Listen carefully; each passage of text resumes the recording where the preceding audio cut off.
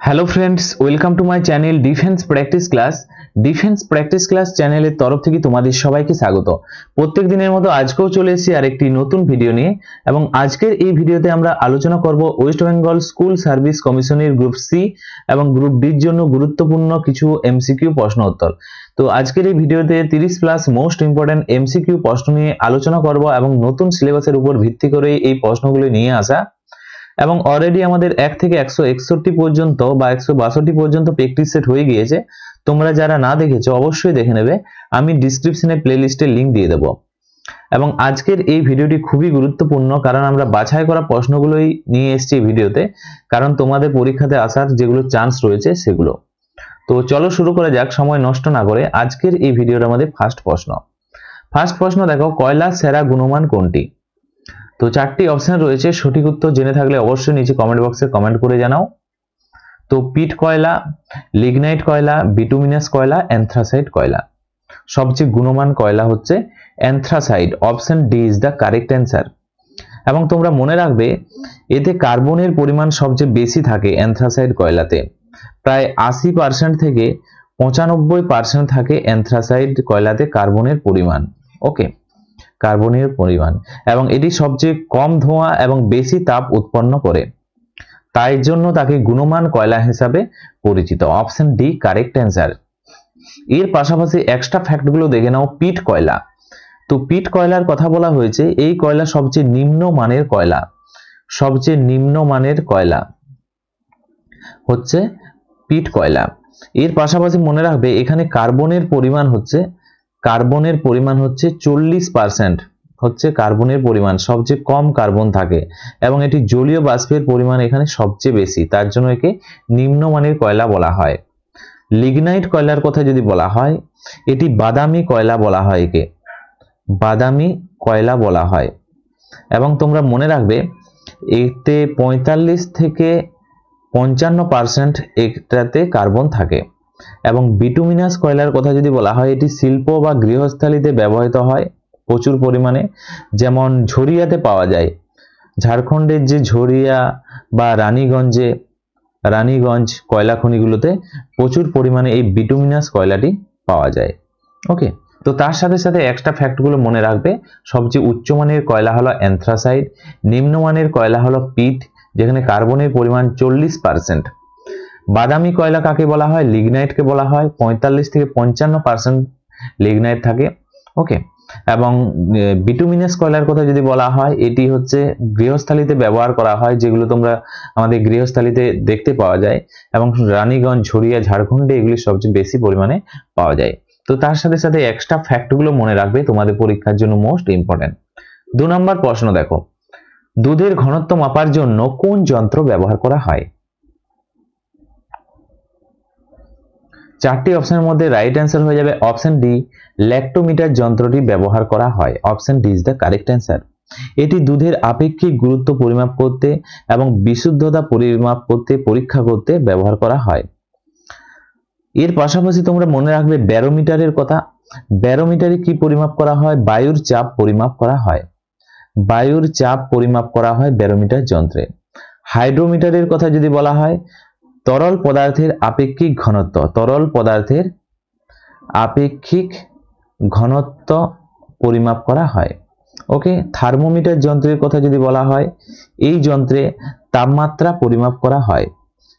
Option C হচ্ছে thermometer, তাপমাত্রা পরিমাপ করা হয়। হাইড্রোমিটারে আপেক্ষিক ঘনত্ব, বায়ুচাপ, ব্যারোমিটার, এবং ল্যাক্টোমিটারে দুধের ঘনত্ব মাপা হয়।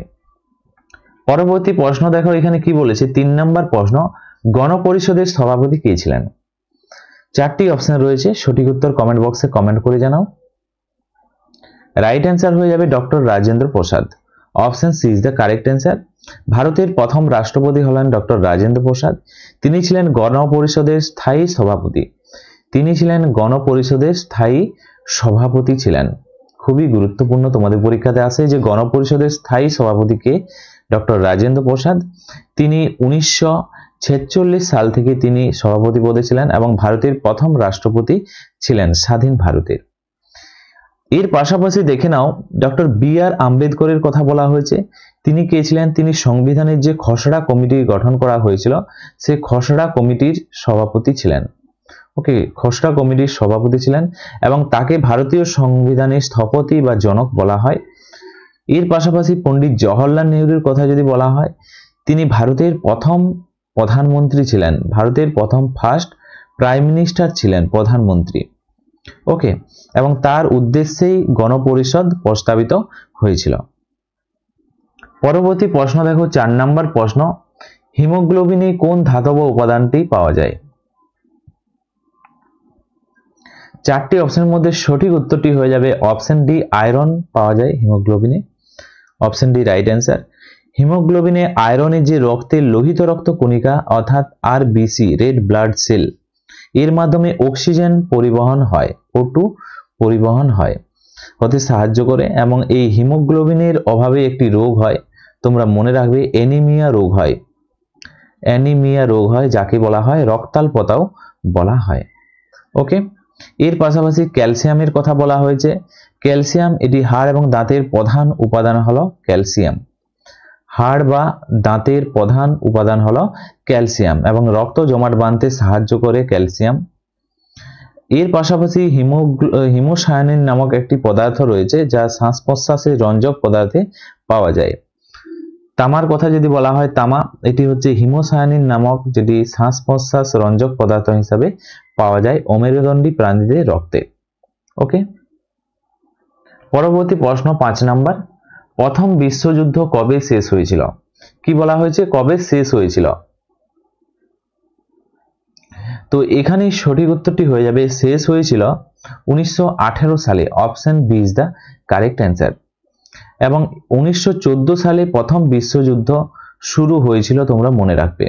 এবং 1918 কত 11ই নভেম্বরে এটি শেষ হয়েছিল। এই দিনটিকে আর্মিস্টিস ডে বলা হয়। কি বলা হয়? আর্মিস্টিস ডে। এর পাশাপাশি তোমরা মনে রাখবে প্রথম বিশ্বযুদ্ধে শুরু হয়েছিল 1914-তে। এছাড়াও 1939-এর কথা বলা হয়েছে। এখানে দ্বিতীয় বিশ্বযুদ্ধ এখানে শুরু হয়েছিল, যা 1945 সাল পর্যন্ত চলেছিল। নেক্সট দেখো 6 নম্বর প্রশ্ন, রাজ্যসভার সদস্য হওয়ার জন্য ন্যূনতম বয়স কত হওয়া প্রয়োজন? রাইট অ্যান্সার হয়ে যাবে 30 বছর বয়স হওয়া প্রয়োজন রাজ্যসভার সদস্যের জন্য। Option C is the correct answer. Rajya Sabha হলো পার্লামেন্টের কি? পার্লামেন্টের রাজ্যসভা উচ্চ কক্ষ, এটি উচ্চ কক্ষ এবং এটি হচ্ছে স্থায়ী কক্ষ। কখনো একে বিলুপ্ত বা ভাঙা যায় না, সম্ভব নয়। 18 বছরের কথা বলা হয়েছে। ভোটাধিকারের অধিকার ন্যূনতম 18 বছর হওয়া প্রয়োজন। ভোটাধিকারের বয়স, ন্যূনতম বয়স 18 বছর হওয়া প্রয়োজন, যেটা 61 নম্বর সংবিধান সংশোধন অনুযায়ী 61 নম্বর সংবিধান সংশোধন অনুযায়ী 21 থেকে 18 করা এটি হয়েছে। ওকে, 21 থেকে এটি 18 করা হয়েছে। এর পাশাপাশি তোমরা মনে রাখবে এখানে 25 বছর আয়ু হওয়া প্রয়োজন। কাদের? লোকসভার সদস্যদের 25 বছর আয়ু হওয়া প্রয়োজন। এর পাশাপাশি তোমরা মনে রাখবে লোকসভা হচ্ছে একটি নিম্নকক্ষ এবং একে ভাঙা যায়। এবং 35 বছর আয়ু হওয়া প্রয়োজন রাষ্ট্রপতি এবং রাজ্যপালের হতে গেলে ন্যূনতম 35 বছর আয়ু হওয়া প্রয়োজন। তো এই পয়েন্টগুলো মনে রাখবে। রাজ্যসভা হচ্ছে উচ্চকক্ষ এবং স্থায়ী কক্ষ এবং বয়স হওয়া প্রয়োজন 30 বছর রাজ্যসভার সদস্য হতে গেলে। এবং 18 বছর থেকে 21 বছর করা হয়েছে 61তম সংবিধান সংশোধনের মাধ্যমে ভোটাধিকারের অধিকার। ওকে, এবং 25 বছর আয়ু হওয়া প্রয়োজন লোকসভার সদস্য হতে গেলে। লোকসভাকে বলা হয় নিম্নকক্ষ এবং একে ভাঙা যায়। 35 বছর আয়ু হওয়া প্রয়োজন রাষ্ট্রপতি বা রাজ্যপাল হতে গেলে ন্যূনতম আয়ু হওয়া প্রয়োজন। ওকে, তো তার সাথে সাথে এক্সট্রা পয়েন্টগুলো মনে রাখবে। 7 নম্বর প্রশ্ন দেখো, পশ্চিমবঙ্গের জাতীয় প্রাণী কি? সঠিক উত্তরটি হয়ে যাবে এখানে মেছো বিড়াল হলো পশ্চিমবঙ্গের জাতীয় প্রাণী। Option D is the correct answer. মেছো বিড়াল হলো জলাভূমি অঞ্চলে বেশি এটি দেখতে পাওয়া যায়। এছাড়াও ভারতের জাতীয় প্রাণীর কথা যদি বলা হয়, রয়্যাল বেঙ্গল টাইগার, এটি হচ্ছে ভারতের জাতীয় প্রাণী। ওকে, ভারতের জাতীয় প্রাণী। এখান থেকে প্রশ্ন আসতে পারে পশ্চিমবঙ্গের জাতীয় বৃক্ষ কি? জাতীয় গাছ কি? সেটা হয়ে যাবে ছাতিম হয়ে যাবে, ছাতিম। পশ্চিমবঙ্গের জাতীয় ফুল কি? পশ্চিমবঙ্গের জাতীয় ফুল হচ্ছে শিউলি। এগুলো তোমাদের পরীক্ষাতে আসে, খুবই গুরুত্বপূর্ণ। তোমরা যদি নিচে কমেন্ট বক্সে কমেন্ট করে জানাও, আমি একটি স্পেশাল ভিডিও বানিয়ে দেবো পশ্চিমবঙ্গ সম্বন্ধে।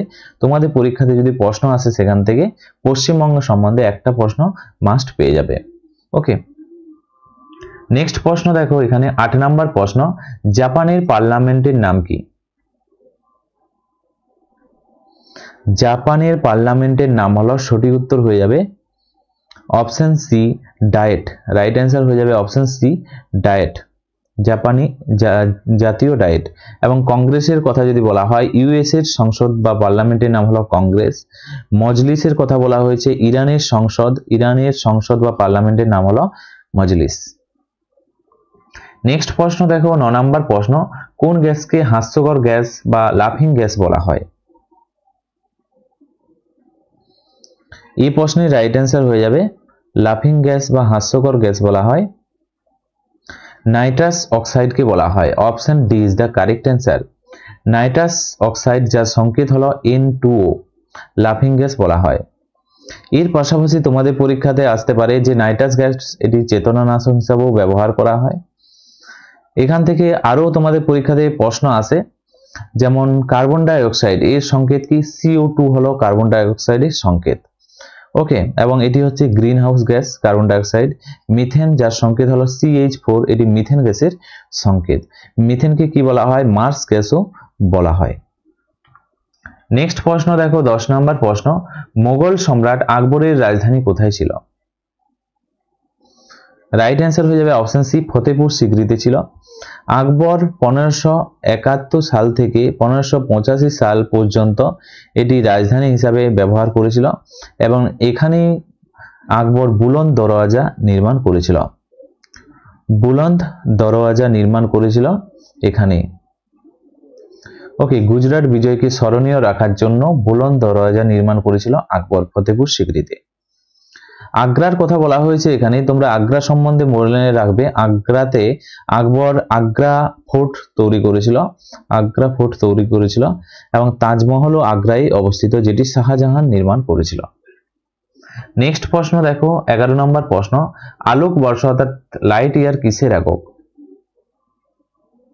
সঠিক উত্তর হয়ে যাবে অপশন সি দূরত্বের একক, লাইট ইয়ার।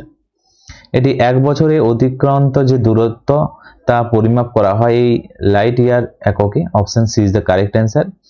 জ্যোতির্বিদ্যার দূরত্ব মাপার আরেকটি একক হলো পারসেক একক।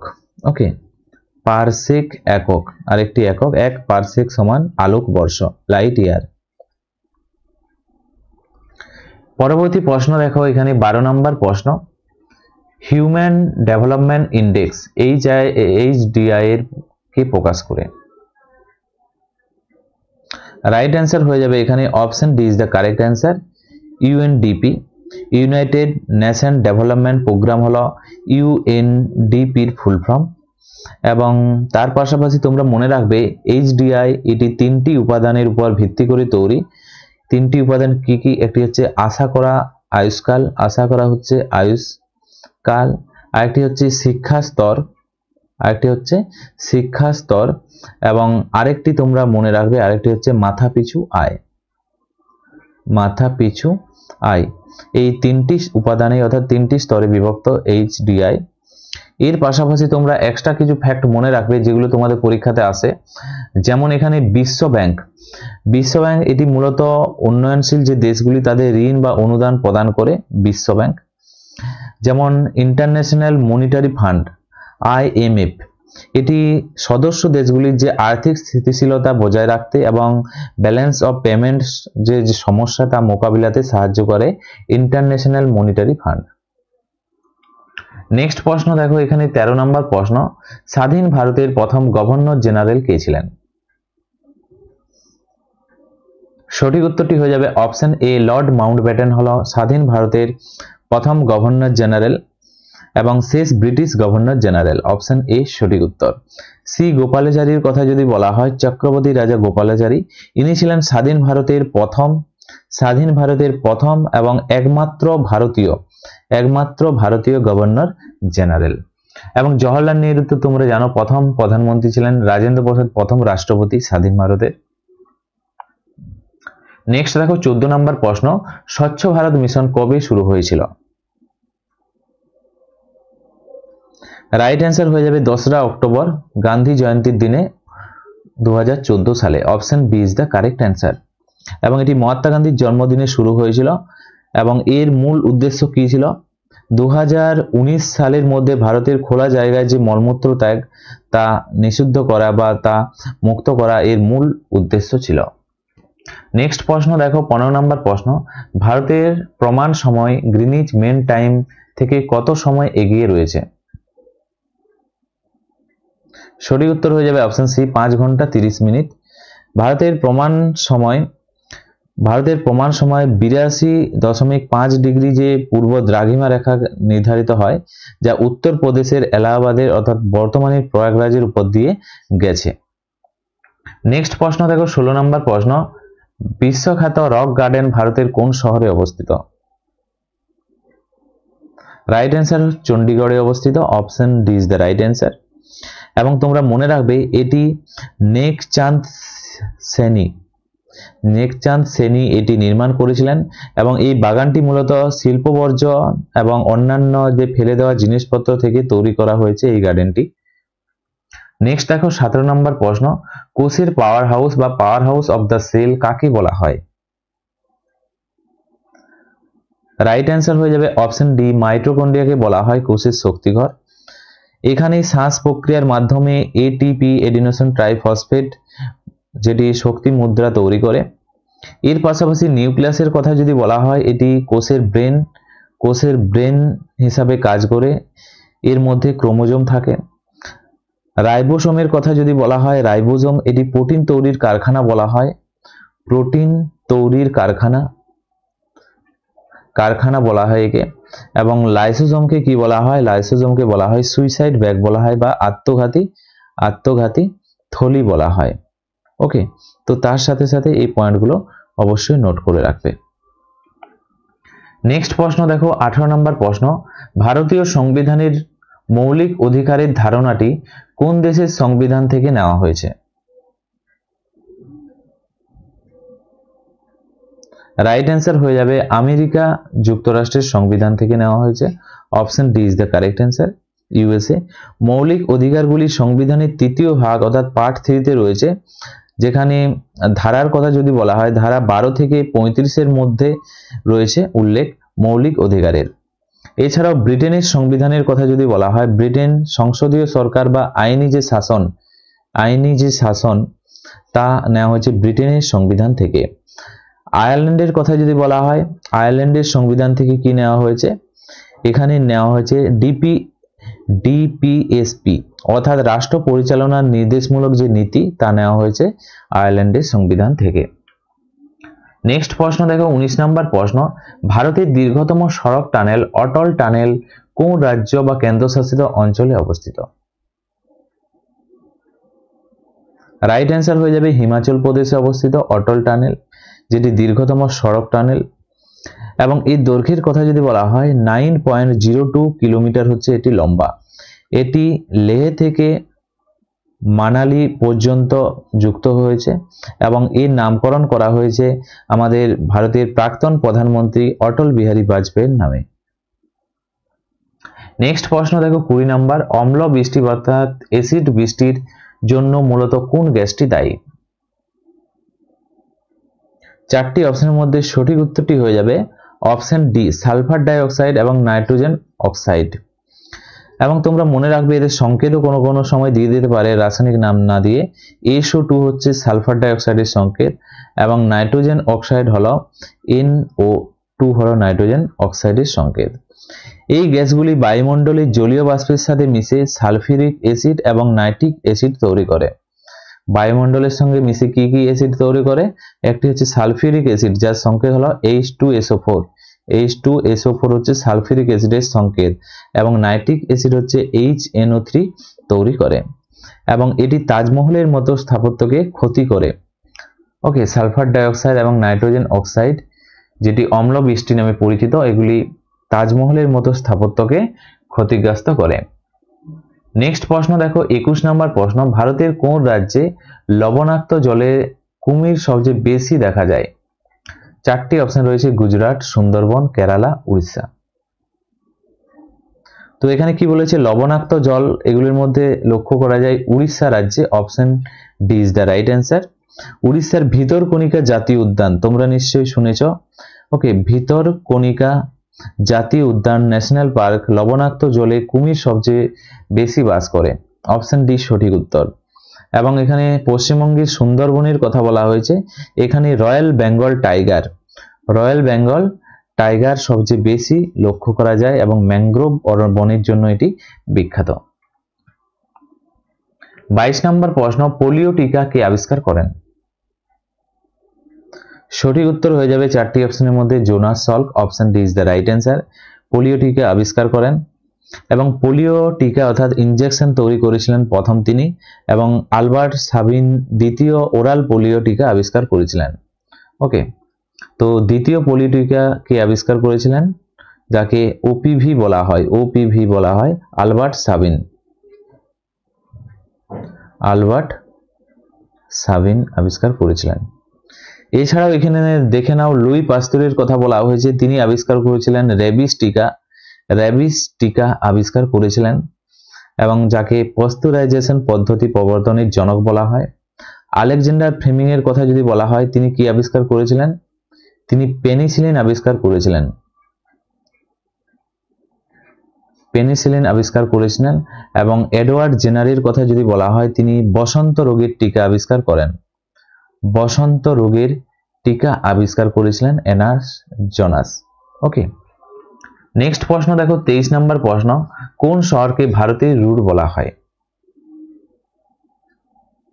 রাইট অ্যান্সার হয়ে যাবে অপশন ডি, দামোদর উপত্যকা অর্থাৎ ডিভিসি অঞ্চলকে বলা হয়, দামোদর উপত্যকাকে ভারতের রুর বলা হয়। এই অঞ্চলে প্রচুর পরিমাণে কি কয়লা এবং খনিজ সম্পদ পাওয়ার জন্য একে বলা হয় ভারতের রুর। ওকে, এবং দুর্গাপুরের কথা বলা যদি হয়, দুর্গাপুরকে কি বলা হয়? পশ্চিমবঙ্গের রুর বলা হয় দুর্গাপুরকে। নেক্সট প্রশ্ন দেখো 24 নম্বর প্রশ্ন, স্বর্ণ জয়ন্তী শহরি রোজগার যোজনা কবে শুরু হয়েছিল? এই প্রশ্নের রাইট অ্যান্সার হয়ে যাবে স্বর্ণ জয়ন্তী শহরি রোজগার যোজনা শুরু হয়েছিল 1997 সালে। Option B is the correct answer. এটি শহরাঞ্চলের যে স্বকর্মসংস্থান এবং মজুরি ভিত্তিক যে কর্মসংস্থান সৃষ্টির জন্য এই যোজনাটি চালু হয়েছিল। নেক্সট হচ্ছে 25 নম্বর প্রশ্ন, ভারতীয় সংবিধানের কোন অংশকে ম্যাগনা কার্টা বলা হয়? রাইট অ্যান্সার হয়ে যাবে অপশন সি, মৌলিক অধিকারকে বলা হয়। Option C is the correct answer. এটি সংবিধানের তৃতীয় ভাগে আছে। ম্যাগনা কার্টা ছিল 1215 সালে ইংল্যান্ডের নাগরিকদের মৌলিক অধিকারের প্রথম দলিল। সেই থেকেই এই মৌলিক অধিকারকে ম্যাগনা কার্টা বলা হয় ভারতীয় সংবিধানের, এবং এটি সংবিধানের চতুর্থ ভাগে আছে। নির্দেশমূলক নীতির কথা যদি বলা হয়, ভারতীয় সংবিধানের 4র্থ নম্বরে রয়েছে এবং এটি আয়ারল্যান্ডের সংবিধান থেকে নেওয়া হয়েছে, ডিপিএসপি। নেক্সট দেখো 26 নম্বর প্রশ্ন, ভুলার হ্রদ ভারতের কোন রাজ্য বা কেন্দ্রশাসিত অঞ্চলে অবস্থিত? রাইট অ্যান্সার হয়ে যাবে অপশন ডি, জম্মু কাশ্মীরে অবস্থিত।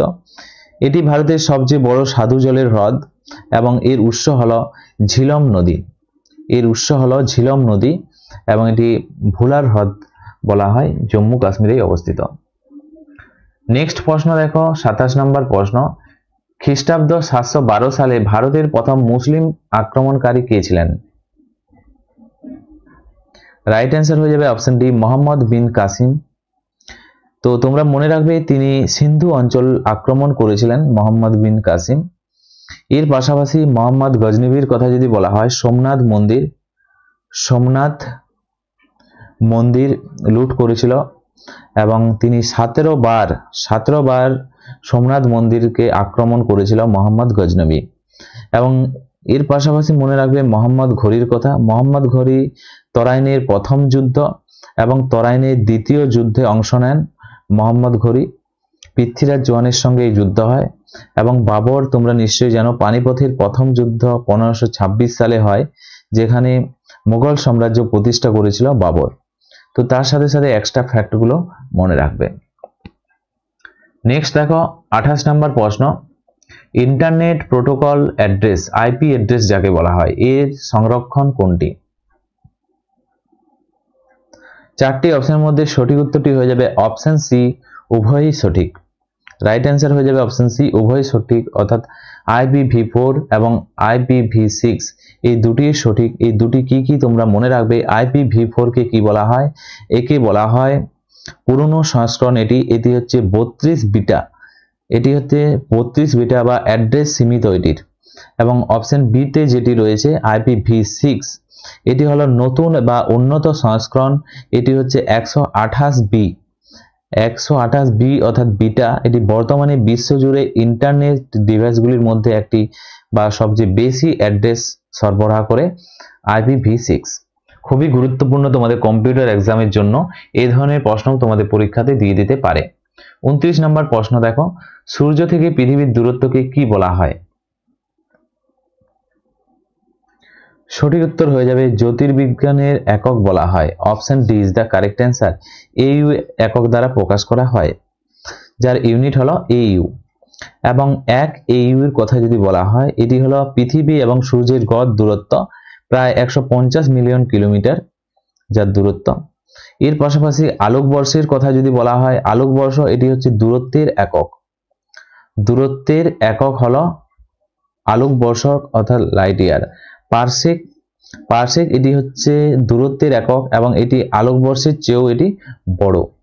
আলোকবর্ষের চেয়েও এটি বড় হচ্ছে পারসেক। কিলোমিটার তোমরা তো নিশ্চয়ই জানো, কিলোমিটার দূরত্ব পরিমাপ করতে, ডিস্টেন্স মাপতে কিলোমিটার ব্যবহার করা হয়।